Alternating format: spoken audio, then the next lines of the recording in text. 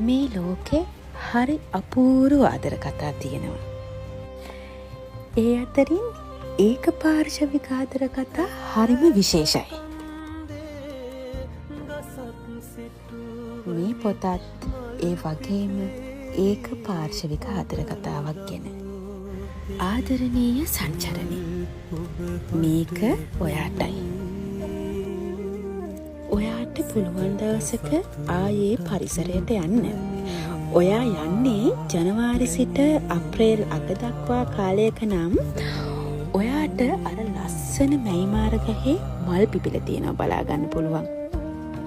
ඒ වගේම ඔයා නොදන්න සුමේද අයියා කොහේ හරි ඉඳන් ඔයා දිහා බලන් ඉන්නව ඇති.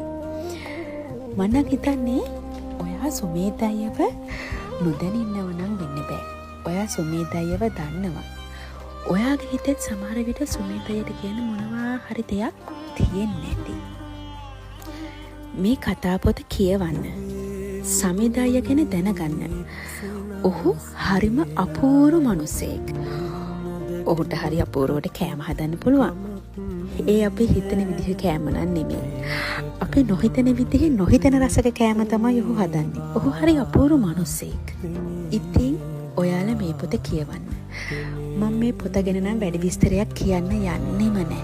මොකද හරි පුංචි පොතක්. පැය 2-3කින් කියවලා ඉවර කරන්න පුළුවන් පොතක්.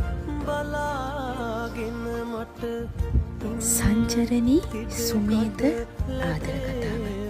එහෙම නැත්නම් අපිට මේකට කියන්න පුළුවන් ඒක පාර්ශවීය ආදර කතාව. එහෙනම් මං තවත් ලස්සන කතාවකින් පස්සේ දවසක හමු වෙන්න.